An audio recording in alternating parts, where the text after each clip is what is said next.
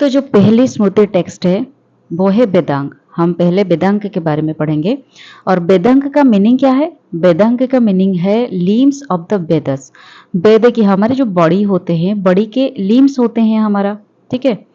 तो उसी पैटर्न पे वेद की जो लिम्स माना जाता है उसको वेदांग कहा जाता है। वेद की लिम मतलब ये इसके थ्रू, वेदांग के थ्रू आप अंडरस्टैंड कर पाते हो वेद को अच्छी तरीके से, इसको इंटरप्रेट कर पाते हो और इसको रिसाइट कर पाते हो। विदाउट वेदांग हम जैसे कि ना जो भी रीजनल लैंग्वेजेस होते हैं, हमारे जो साहित्य होते हैं, डिफरेंट डिफरेंट स्टेट की डिफरेंट क्लासिकल लैंग्वेज होते हैं, तो इनको पढ़ने के लिए हमें क्या करना पड़ता है? बचपन से ही सिखाया जाता है कि व्याकरण ये ऐसा है। हम पहले क्या पढ़ते हैं? अल्फ़ाबेट्स पढ़ते हैं, उसके बाद धीरे धीरे मात्रा पढ़ते हैं, उसके बाद धीरे धीरे व्याकरण पढ़ते हैं।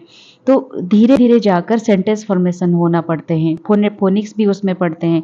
फोनिक्स से हम वर्ड फॉर्मेशन कर पाते हैं। उसी पैटर्न पे जब हम वेद पढ़ते हैं, कोई भी ऐसा नहीं डायरेक्टली उठाकर वेद पढ़ लेगा तो समझ जाएगा, ऐसा नहीं है। तो पहले हमें उसी पैटर्न पे धीरे धीरे सब कुछ उसके लीन को समझना होता है। जैसे कि वेद डिफरेंट तरह के 6 तरह की वेदांग्स होते हैं जिनको मिलाकर, जिनको पढ़ने के बाद, यूज करने के बाद हम क्या करते हैं? वेद को कंप्लीटली समझ पाने की कोशिश कर पाते हैं। तो वो 6 वेदांग है क्या? तो पहला है शिक्षा, ठीक है। शिक्षा मतलब फोनेटिक्स एंड प्रोनाउंसिएशन। इसमें जैसे हम इंग्लिश में अल्फाबेट पढ़ते हैं, अल्फाबेट को मिलाकर हम सीबीसी वर्ड बनाते हैं, डिफरेंट टाइप के ब्लेंडिंग्स वर्ड बनाते हैं, उसे बोलते हैं फोनिक्स। उसी पैटर्न पे संस्कृत को पढ़ने के लिए जो शिक्षा वेदांग है, जो पार्ट है, उसमें फोनेटिक्स है एंड प्रोनाउंसिएशन। अब किस तरह से प्रोनाउंसिएशन करेंगे, मतलब ये हो गया हमारा बेसिक फाउंडेशन। इसको अगर हम कर पाते हैं ठीक तरीके से, तो हम वेदांग के जो सेंटेंस है, वर्ड्स है, इसको अच्छी खासे हम पढ़ पाएंगे। तो ये deals with sound, intonation, accent, syllabic length and pronunciation rules. किस तरह से प्रोनाउंस होगा, किस तरह से साउंड फॉर्मेशन होगा, संस्कृत वर्ड का उच्चारण किस तरह से होगा, तो ये सब उसको डील करते हैं शिक्षा Vedang. Ensures accurate oral transmission of वैदिक हाइम्स। और वैदिक हाइम्स ऐसे होता है ना, आप लोगों को ये तो शायद पता होगा, जो भी मंत्र होते हैं उनका एक सही उच्चारण होता है। अगर मंत्र को आप सही तरीके से उच्चारण ना करके कुछ गलत तरीके से, या फिर उसका एक भी फोनिक्स, एक भी वर्ड या फिर एक भी अल्फाबेट अगर गलत उच्चारण होता है, तो उसका जो इफेक्ट माना गया है वो एक अलग तरीके के इफेक्ट देता है, अपने ओरिजिनल इफेक्ट को छोड़ के। तो इसी वजह से कहते हैं कोई भी संस्कृत हाइम्स आप, या फिर श्लोक हो गया, मंत्र हो गया, या फिर वेद हो गया, आप अगर कुछ भी उच्चारण करते हो, उसको प्रॉपर तरीके से उच्चारण करना जरूरी है। तो इसी वजह से शिक्षा वेदांग की यहाँ पे इंपोर्टेंस झलक कर आती है, ठीक है। उसका जो की टेक्स्ट है वो है पाणिनीय शिक्षा, यज्ञवल्क्य शिक्षा, ये सारे शिक्षा उसमें मतलब बहुत इंपॉर्टेंट रोल निभाता है। तो सेकंड जो वेदा आता है वो होता है व्याकरण। तो हम जब पढ़ लिए, फोनिक्स का कवर कर लिए, प्रोनाउंसिएशन कवर कर लिए, अब हम धीरे धीरे व्याकरण की तरफ जाते हैं, जिसको ग्रामर बोलते हैं। तो grammar, without the knowledge of grammar we can not read a proper sentence, we can not tell, we can not pronounce a proper sentence. तो उसी तरह से संस्कृत की ग्रामर पढ़ना बहुत जरूरी है अगर आप उसकी मीनिंग को सही तरीके से समझना चाहते हो। तो ये एनाबल करता है करेक्ट इंटरप्रिटेशन ऑफ वैदिक टेक्स्ट। वैदिक में जो भी टेक्स्ट है हाइम से, उसको करेक्ट तरीके से इंटरप्रिटेशन कैसे किया जाए, वो व्याकरण वेदांग से हमको जानने को मिलता है। इसका जो मोस्ट इंपोर्टेंट वर्क है वो है अष्टाध्यायी बाय पाणिनि, और ये 4th सेंचुरी बीसी में कंप्लीट किया गया था। अदर सिग्निफिकेंट वर्क है महाभाष्य बाय पतंजलि, ठीक है, ये भी व्याकरण के ऊपर बनाया गया है। नेक्स्ट जो है वो है निरुक्त वेदांग। निरुक्त Vedang focus on इटाइमोलॉजी and interpretation.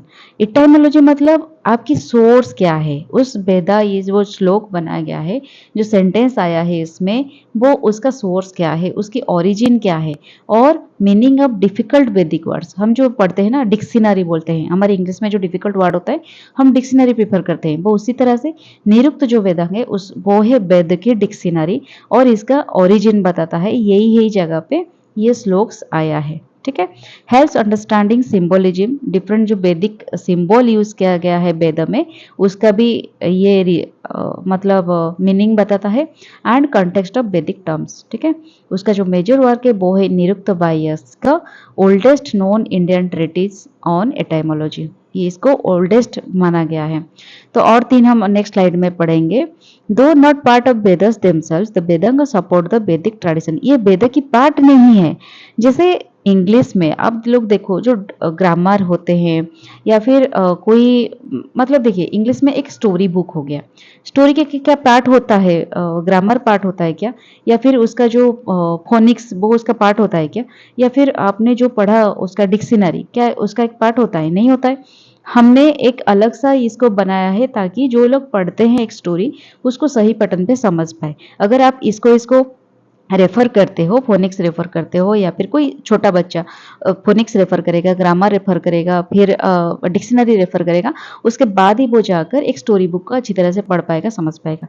उसी तरह से ये वेदांग वेद की पार्ट नहीं है, लेकिन वेद की ट्रेडिशन को, वेद की कल्चर को समझने के लिए ये सपोर्ट करता है, ठीक है, by providing necessary tools for recitation के लिए, रिचुअल परफॉर्मेंस के लिए एंड लिंग्विस्टिक क्लैरिटी के लिए ये यूज किया जाता है।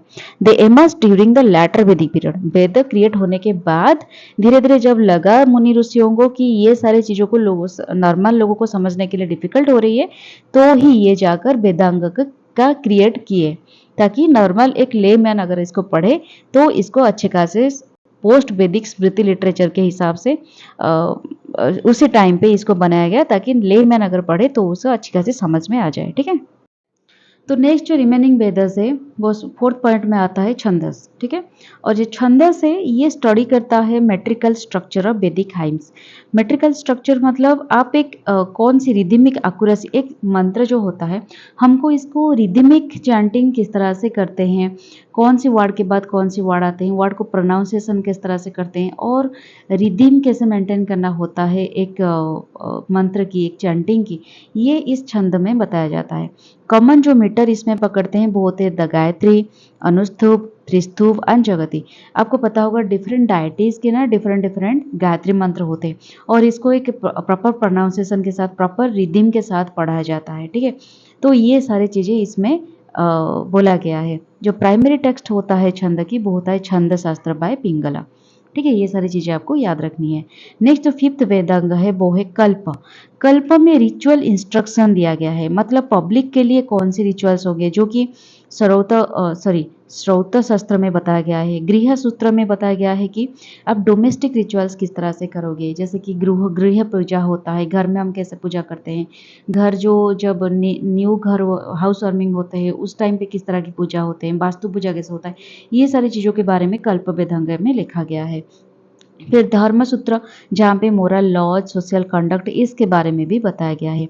हमारे जो कॉन्स्टिट्यूशन है वो भी जो मोरल कंडक्ट्स एंड जो भी सोशल मोरल लॉज लाया गया है, थोड़े थोड़े इसमें भी लाया गया है, इसको बेस करके भी लिया गया है। और मनुस्मृति में ये जो कल्प वेदांग है बाद में जाकर ये स्मृति टेस्ट की एक बेसिक माने लॉ कोड का एक बेसिक फाउंडेशन बन गया। जैसे कि मनुस्मृति में जो जो लॉज एंड कोड के बारे में लिखा गया है वो भी कहीं ना कहीं इससे डिराइव किया गया है। उसके बाद लास्ट में आता है ज्योतिष वेदांग। ज्योतिष वेदांग मतलब एस्ट्रोलॉजी, एस्ट्रोनॉमर, ये सारी चीज़ों के ऊपर जो बात बोली गई है ये कवर करता है एस्ट्रोनॉमी एंड एस्ट्रोलॉजी, जिसमें आपको ऑस्पिशियस टाइम के बारे में पता चलता है। जो हमारे कैलेंडर वगैरह बनाते हैं, पांजे वगैरह बनाते हैं, उसमें लिखा जाता है ये मुहूर्त इस काम के लिए अच्छा होता है, ये मुहूर्त यज्ञ के लिए या फिर रिचुअल्स के लिए अच्छा होता है। ये सारी चीज़ों का ज्ञान हमें ज्योतिष वेदांग से मिलता है, ठीक है। ये इंक्लूड होता है एस्ट्रोनॉमिकल कैलकुलेशंस जो भी होते हैं, पोजीशंस ऑफ सेलेस्टियल बॉडीज, कौन सी ग्रह नक्षत्र की कौन सी पोजीशन है, इसके बारे में भी, और कैलेंडर साइंसेस के बारे में भी इसी वेदांग से सब कुछ जानने को मिलता है। अर्लीस्ट नोन जो इंडियन ट्रीटिस होता है वो होता है वेदांग ज्योतिष बाय लगधा, इसको आपको याद रखनी है।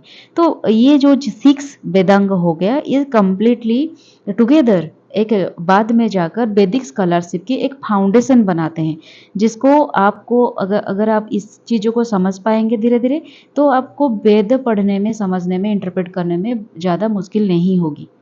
और वेद के भी डिफरेंट पार्ट होते हैं, जो ब्राह्मण हो गया, आरण्यक हो गया और उपनिषद हो गया, इसको भी समझना है हमें, ऐसा नहीं कि सिर्फ वेद को समझना है।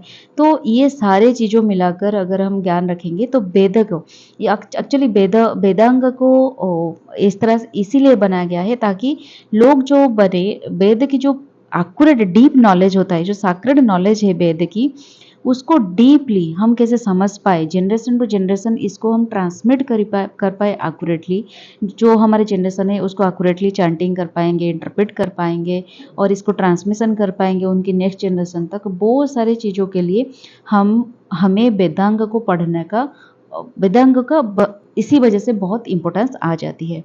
ठीक है, इसी वजह से वेदांग बनाया गया था। तो नेक्स्ट चलते हैं। वेद के बाद जो सेकेंड हमारा स्मृति टेक्स्ट है वो है उपवेद। ठीक है, उपवेद जो है इसका नाम है अप्लाइड नॉलेज, मतलब इसकी मीनिंग है applied knowledge of ancient India. हमने पढ़ लिया, हम जैसे कि मान के चलिए आप स्कूल में जाकर पढ़ रहे हो एग्जाम के लिए, प्रैक्टिकल बुक्स, सॉरी बुक्स बहुत सारे पढ़ रहे हो, तो उस बुक्स को हमें एक्चुअल फील्ड में कैसे यूटिलाइज करना है, इम्प्लीमेंट करनी है, प्रैक्टिकल नॉलेज इसका क्या है, तो उसके लिए हमें प्रैक्टिकल भी करना पड़ेगा, फील्ड में उतरना पड़ेगा, या फिर हमें उस चीज़ को इम्प्लीमेंट करना पड़ेगा, तो ही हम जान पाएंगे बुक में जो लिखा है वो एक्चुअली सही है या फिर गलत है। तो इस सही अप्लाइड, मतलब इस नॉलेज को हम किस तरह से अप्लाइड करेंगे वेद की नॉलेज को, वो बताता है हमें उपवेद। ठीक है, the term Upaveda means applied knowledge. ठीक है, समझ में आ गया, सब्सिडियरी वेद, इसको वेद की सब्सिडियरी बोला जाता है। This tradition text deals with practical discipline derived from the philosophical and ritual knowledge of the Vedas. जो भी रिचुअल्स एंड जो थ्योरी लिखा गया है वेद में, जो हमारे एंशिएंट मुनि साधु जो भी लोग इसको फॉलो करते थे, जो भी डिवाइन एनर्जी इसको फॉलो करते थे, वो एक्चुअली में रियल लाइफ में क्या इसका कुछ इंपॉर्टेंस है या नहीं है, इसको जानने के लिए हमें उपवेद जानने की जरूरत है। ठीक है, तो उपवेद भी बहुत सारे टाइप के होते हैं, जैसे कि आयुर्वेद। ये आयुर्वेद जो है वो एसोसिएटेड होता है अथर्ववेद के साथ। ठीक है, हमने पढ़ा अथर्ववेद में मेडिसिनल साइंसेस के ऊपर बहुत सारी चीजें लिखा गया है, और ये लाइफ एंड मेडिसिन के ऊपर बहुत सारी चीजें बोलते हैं। Focuses on health, diagnosis, treatment, surgery, herbal knowledge and longevity. ठीक है, इसके ऊपर ये आयुर्वेद बात करते हैं। की टेक्स्ट जो है चरक संहिता, जो मेडिसिन के फादर माने जाते हैं, और सर्जरी के फादर माने जाते हैं सुश्रुत संहिता। ये दोनों इस आयुर्वेद के ऊपर मास्टरी किए थे। इस उपवेद को के ऊपर उन्होंने इस वेद को उन्होंने अप्लाई किया था, इसमें मास्टरी की थी, इसी वजह से, और बहुत सारे थ्योरी लॉजिक उन्होंने बताया था, इसी वजह से इनको father of medicine and father of surgery भी बोला जाता है। ठीक है, नेक्स्ट आ गया हमारा धनुर्वेद। ठीक है, धनुर्वेद जो आया है वो यजुर्वेद से आया है, और sciences of archery and warfare. धनु से आपको आपके नाम पता चलता है, धनु मतलब जो आर्चरी वार के बारे में बात करेंगे। ठीक है, ये मिलिट्री साइंस के ऊपर बात करता है, बैटल फॉर्मेशन कैसे होता है, वेपन की कैसे ट्रेनिंग एंड स्ट्रैटेजी होता है, इस बारे में यहाँ पे बताया जाता है। अप्लाइड नॉलेज मतलब ये फुल प्रूफ है कि इसको आप अप्लाई करोगे तो इसकी रिजल्ट आपको मिलेगी। तो इंक्लूड इसमें कोर्स ऑफ वॉरियर कंडक्ट, आप अगर युद्ध करते हो इसमें क्या क्या कंडक्ट होना चाहिए, क्या सही है क्या गलत है, क्या रूल्स होना चाहिए, क्या एथिक्स होना चाहिए, सब कुछ यहाँ पे लिखा गया है। अप्लाइड नॉलेज है ये।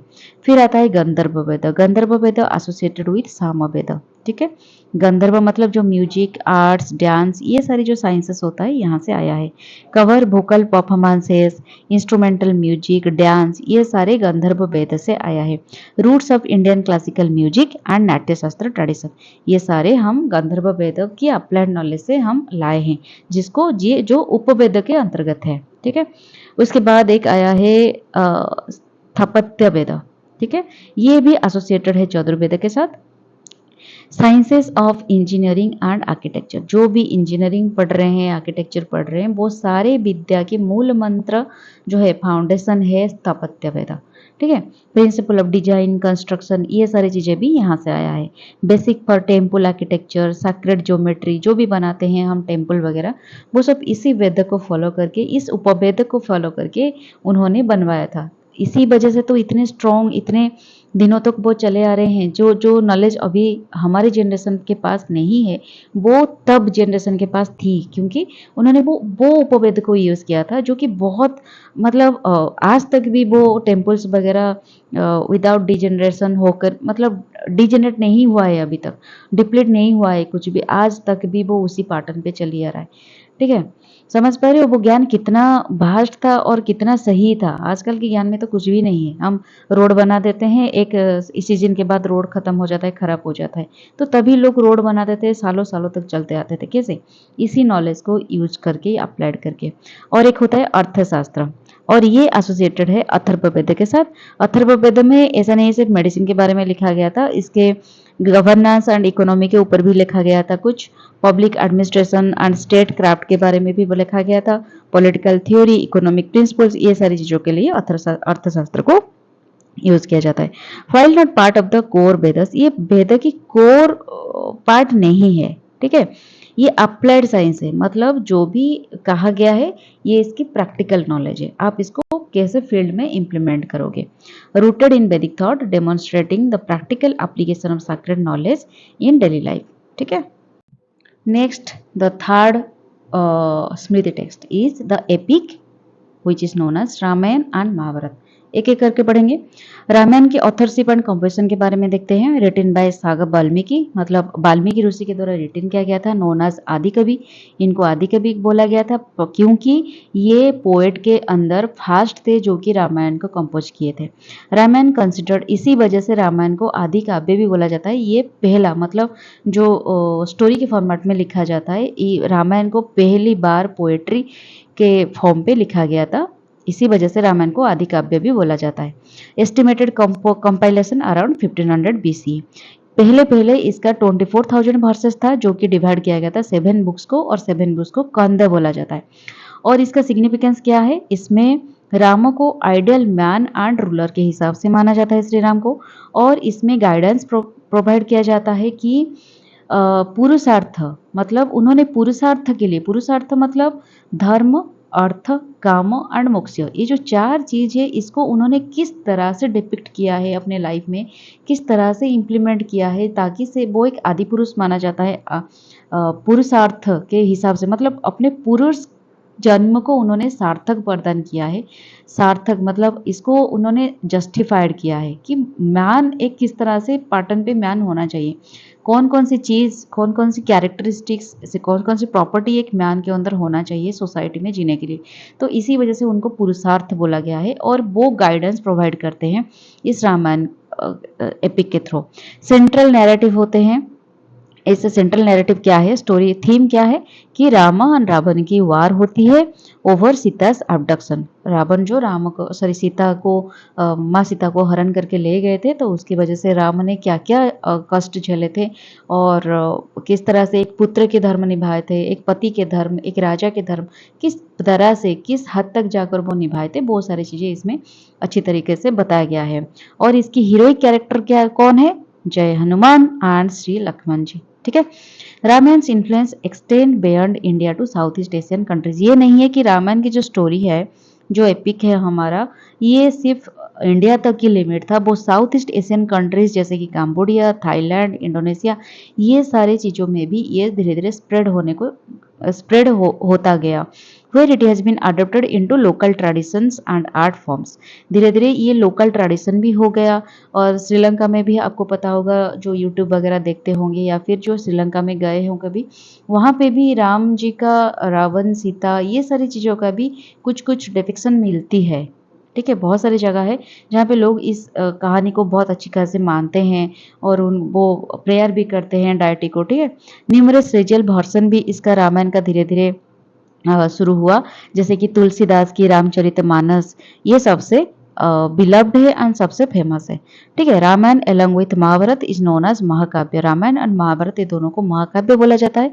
महाकाव्य मतलब ग्रेट पोएट्री, सबसे ज्यादा, सबसे ग्रेट पोएट्री, इसके ऊपर और कुछ कहानी नहीं हो सकती।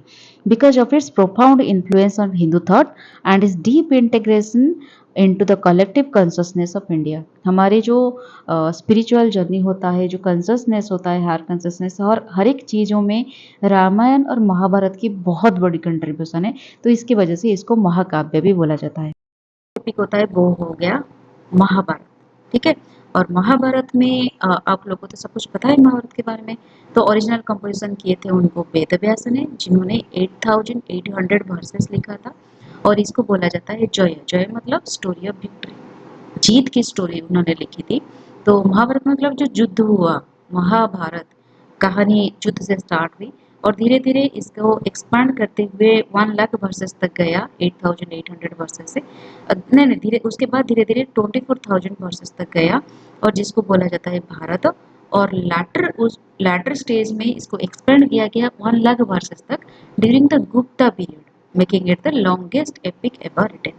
ओके, इसमें जो स्ट्रक्चर है वो डिवाइड किया गया है महाभारत को 18 पर्व से, जिसको चैप्टर्स बोला जाता है। पता है ना आपको, 18 चैप्टर्स होते हैं महाभारत में। सेंट्रल कॉन्फ्लिक्ट ये है जो कौरव और पांडव के बीच जो युद्ध हुआ था over the throne of Hastinapur को लेकर, इसके बारे में इसमें नैरेटिव स्टोरी लिखा गया है। लॉर्ड कृष्णा, जिनको बोला जाता है सूत्रधर, मतलब ये स्टोरी का नरेशन कृष्णा जी ने किया था, ठीक है। एक धर्म युद्ध क्या होता है, धर्म के लिए क्या लड़ाई होता है, ये सारी चीजों का बोला जाता है सूत्रधर। इसको कृष्णा जी ने अपने लीला में इंक्लूड किया था, मतलब कृष्णा जी ने अपनी लीला किया था। तो फिलोसॉफिकल सिग्निफिकेंस यही है, इट कंटेन्स भागवत गीता, मतलब जो अर्जुन जो थे, सबको तो पता है, मुझे बोलने की जरूरत नहीं है।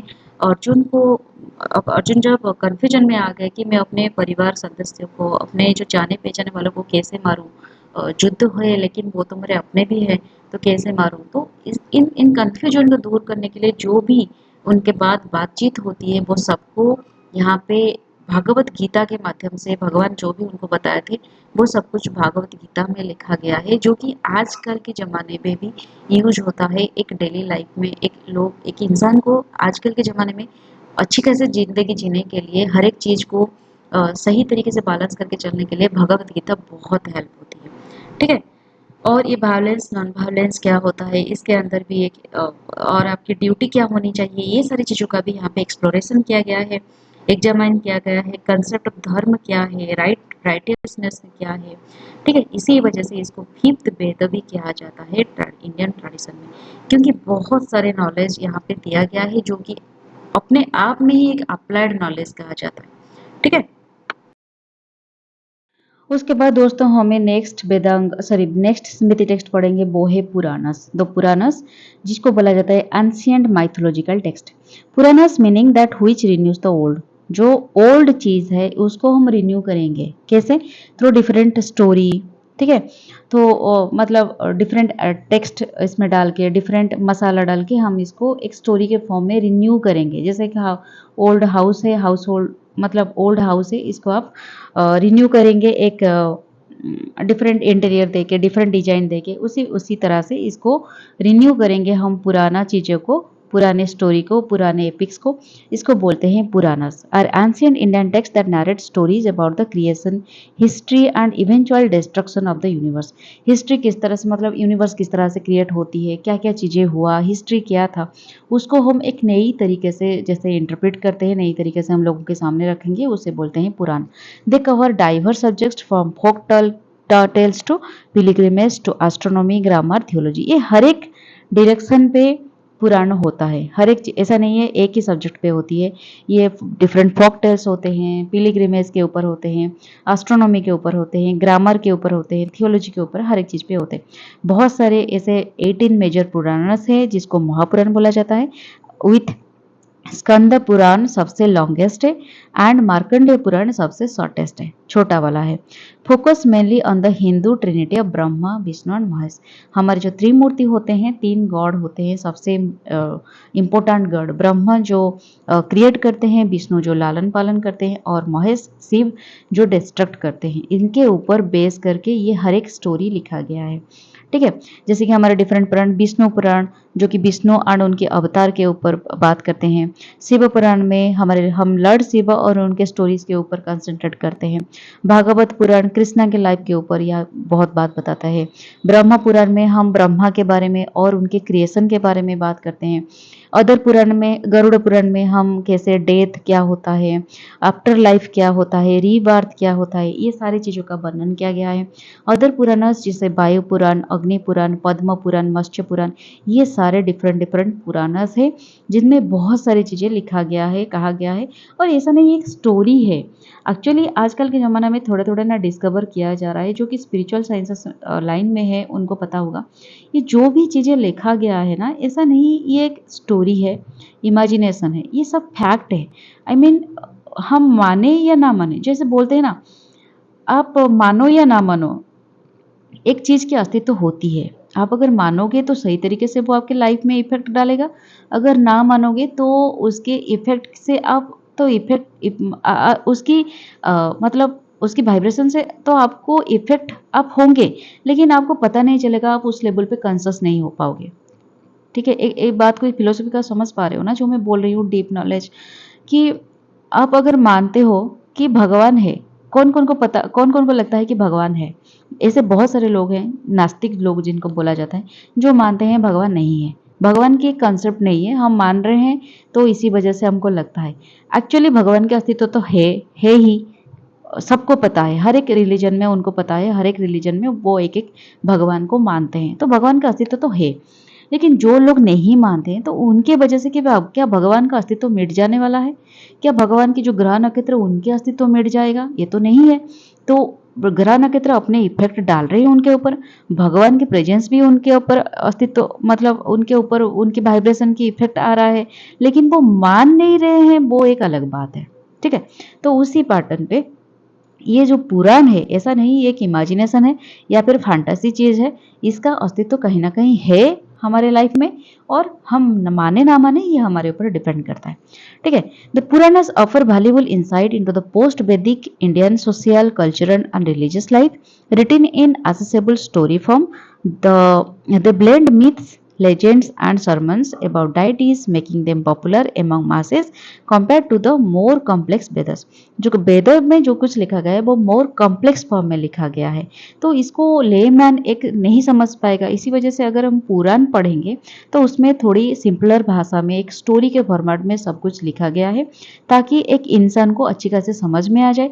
क्योंकि हम ना एक चीज़ों को जब आप बच्चों को पढ़ाते हैं तो आपको याद आ रहा होगा, जो भी घर में बच्चे हैं आप देखोगे, अगर उसको स्टोरी फॉर्मेट में कुछ आप उसको समझा देते हो तो बहुत लॉन्ग टाइम तक वो चीज़ों को याद रखता है, instead of telling the actual logic, actual theory. ठीक है? उसी पैटर्न पे पुरानास काम करते हैं। ठीक है? नेक्स्ट आता है डायटिक लिटरेचर। क्या है डायटिक लिटरेचर? एक पुराण के अंदर ही आता है। मोरल टेल्स एंड फाबल्स, जो भी पुराणस हम पढ़ते हैं, जो भी ट्रांसलेट होते हैं into vernacular language and spread their message through parables and fables. Purana Purana तो डिफरेंट डिफरेंट लैंग्वेजेस में भी लिखा गया है, क्लासिकल लैंग्वेजेस में, तो उसका जो मैसेज स्प्रेड किया गया है by different parables and fables, instead of using the particular hymns, particular theory, particular logic, we use parables and fables. Fables का मतलब यहीं पे लिखा हुआ है।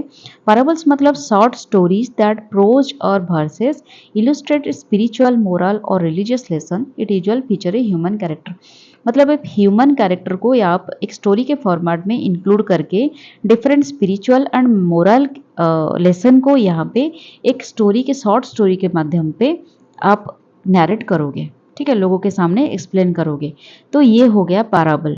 और जो फावल है, short stories that in prose or verses illustrate a moral thought और ए पिथी मैक्सिमम और clever story. It features animals, inanimate objects, mythical creatures, plants who are given human like qualities. देखिए, समझ में आ रहा है? जो फावल होते हैं उसमें आप डिफरेंट इनएनिमेट ऑब्जेक्ट्स जैसे कि प्लांट हो गया, एनिमल्स हो गए, माइथिकल क्रिएचर्स हो गए, इनको आप स्टोरी में इंक्लूड करते हैं, और हमको ये बताया जाता है कि उनका एक ह्यूमन की तरह कैरेक्टरिस्टिक्स होती है, क्वालिटीज होती है। ये हो गया फाबल, ये भी शॉर्ट स्टोरीज होते हैं। लेकिन जो पैराबल होते हैं वो भी शॉर्ट स्टोरी होते हैं, लेकिन उसमें हम ह्यूमन कैरेक्टर को डायरेक्टली इंक्लूड किया जाता है इन स्टोरी फॉर्मेट। ठीक है? एग्जाम्पल आ गया पंचतंत्र। पंचतंत्र को रिटन किया था विष्णु शर्मा ने। Panchatantra is one of the most influential collection of animal fables. इसमें आपने पढ़ा होगा छोटे बच्चे को समझाया जाता है थ्रू पंच बाय डिफरेंट पंचतंत्र स्टोरीज, और यहाँ पे डिफरेंट डिफरेंट एनिमल की एग्जाम्पल दिया जाता है, स्टोरीज होता है, ठीक है। Originally compose to educate sons of a king, the stories use animal character to impart practical wisdom about, ठीक है। पॉलिटिकल साइंस एंड लीडरशिप इसके बारे में भी होता है। ह्यूमन साइकोलॉजी एंड बिहेवियर के ऊपर में भी बात करते हैं पंचतंत्र में। Practical ethics and moral conduct के ऊपर भी, इस सारी चीज़ों को समझाने के लिए पंचतंत्र में डिफरेंट डिफरेंट स्टोरीज होते हैं। Panchatantra has been translated into numerous language world wide and influenced works like Aesop's fables, ठीक है। उसके बाद आता है हितोपदेश। हितोपदेश में इसको कंपाइल किया गया था नारायण पंडित के द्वारा, और इसमें draws from Panchatantra but has a distinct identity. इसको ड्रॉन किया गया था, मतलब इसका जो भी स्टोरीज वगैरह है पंचतंत्र से काफी लिया गया है, लेकिन इसकी आइडेंटिटी कुछ एक अलग तरीके से है। Its title translates to beneficial advice and its use non human and animal character to, उसका जो non human and animal character को यूज किया जाता है, ये यूज किया जाता है to teach practical wisdom through engaging stories, ठीक है। Illustrate complex moral principles through simple narratives, demonstrate the consequences of different behavior। ये सारे चीजों को डेमोन्स्ट्रेट करने के लिए हितोपदेश यूज किया जाता है। The text is organised into 4 books that address friendship, conflict, war and peace, ठीक है। And the last smriti text is Upapurana, जिसको माइनर पुराण बोला जाता है। मेजर पुराण तो हमने पढ़ लिया, 18 मेजर पुराण है, और जो माइनर पुराण है वो है इसको बोलते हैं उपपुराण। उपपुराण्स और minor Puranas emerged from the widespread popularity of the महापुराण्स among the masses। जो महापुराण है उससे ये लिया गया है थोड़े थोड़े करके, इससे हम उपपुराण को डिराइव किया गया है। While there are approximately 19 minor Purans, they focus on 5 major subjects as outlined by Sanskrit lexicographer Amar Singh from Gupta period. Gupta period में जो अमर सिंह है उनको एक लेक्सिकोग्राफर बोला जाता है, संस्कृत लेक्सिकोग्राफर। उन्होंने 19 मेजर पुराण, मतलब हमारा 19 मेजर पुराण माइनर पुराण है, उससे उन्होंने 5 माइनर पुराण को इम्पोर्टेंट माना है और इसके ऊपर बहुत फोकस किया है, ठीक है। जिसका नाम है सर्ग, क्रिएशन ऑफ द यूनिवर्स, किस तरह से यूनिवर्स क्रिएट हुआ था। Pratisarga, periodic cycle of destruction and recreation, ये कैसे होता है। मनभंत्र, जो कि periods of manushya life time, Manu की लाइफ टाइम में क्या क्या हुआ इसके ऊपर बताया गया है। वंश, चंद्र एंड सूर्यवंश क्या है। जीनियोलॉजी सब जो बोलते हैं सूर्यवंश है, वो सला चंद्र वंश है, तो इसका क्या उसके अंदर उसके बारे में डिटेल्स यहाँ पे दिया गया है। और वंशनु चरित्र, जिसमें किंग्स की जो डिनास्टी होती है, हायरार्ची होती है, किस तरह से किस पैटर्न पे किंग्स उनके सक्सेसर आते हैं, उसके बारे में यहाँ पे बताया गया है। तो ये होता है उपपुराण। उपपुराण के डिस्टिंक्टिव फीचर्स ये है, more regional in focus compare to the universal themes of the Mahapurana. Mahapurana में यूनिवर्सल थीम लिखा गया है कि यूनिवर्स की कैसे डिस्ट्रक्शन है, क्या है, एक ब्रॉड पर्सपेक्टिव में चीजों को लिखा गया है। लेकिन माइनर पुराण में क्या होगा है, एक रीजनल चीजों के ऊपर फोकस किया गया है। एक रीजन में किंग किस तरह से लाइफ जीता है, उसकी सक्सेसर कैसे होने चाहिए, एक वो सब ना एक पर्टिकुलर रीजन के ऊपर आधार किया गया है। Often emphasise specific deities and forms of worship, ठीक है। एक स्पेसिफिक डायटी के ऊपर भी ये इसमें फोकस किया गया है, और एक form of worship, different different deity होते हैं, जैसे कि वायुदेव हो गए, अग्निदेव हो गए, इनके पर्टिकुलर क्या फॉर्म ऑफ वर्शिप होना चाहिए, इस बारे में भी यहाँ पे मेंशन किया गया है। Include more detail description of temples, rituals and pilgrimage के बारे में। सम कंटेन तांत्रिक एलिमेंट्स एंड हिस्टोरिक प्रैक्टिसेस, ठीक है। ये भी तांत्रिक एलिमेंट्स के बारे में भी यहाँ पे कुछ कुछ माइनर पुराण में लिखा गया है। नोटेबल उपपुराण जो है वो है कली का पुराण, जहाँ पे गणेश कली के ऊपर लिखा गया है एंड और उनके वेरियस फॉर्म के ऊपर लिखा गया है। देवी भागवत, जिनमें डिवाइन मदर के ऊपर डेडिकेटेड है ये। फिर गणेश पुराण, जो कि लॉर्ड गणेश के ऊपर सब कुछ लिखा गया है। नरसिंह पुराण, विष्णु की जो नरसिंह अवतार है उसके ऊपर इलाबोरेट किया गया है। और Samba Purana associated with sun worship and legends of Samba, जो सांबा दशमी हम मानते हैं ना पर्टिकुलरली, और सौन की किस तरह से वर्शिप करके वो अपने हेल्थ इश्यूज से हीलिंग हुए थे, इस बारे में भी यहाँ पे लिखा गया है। तो ये सारे चीज़ों जो वैदिक लिटरेचर है, वो एंशिएंट लिटरेचर है, इसके बारे में हमने डिटेल्स यहाँ पे पढ़ लिया है। तो यहीं पे हमारा ये वाला टॉपिक खत्म होता है। हम सेकेंड वीडियो में आएंगे संस्कृत लिटरेचर के ऊपर, वो भी बहुत डिटेल्स में डिस्कशन करेंगे। कैसा लगा मेरे वीडियो मुझे ज़रूर कमेंट बॉक्स में बताइएगा, ठीक है। तो नेक्स्ट वीडियो के लिए stay tune with my channel. Tata bye bye, take care.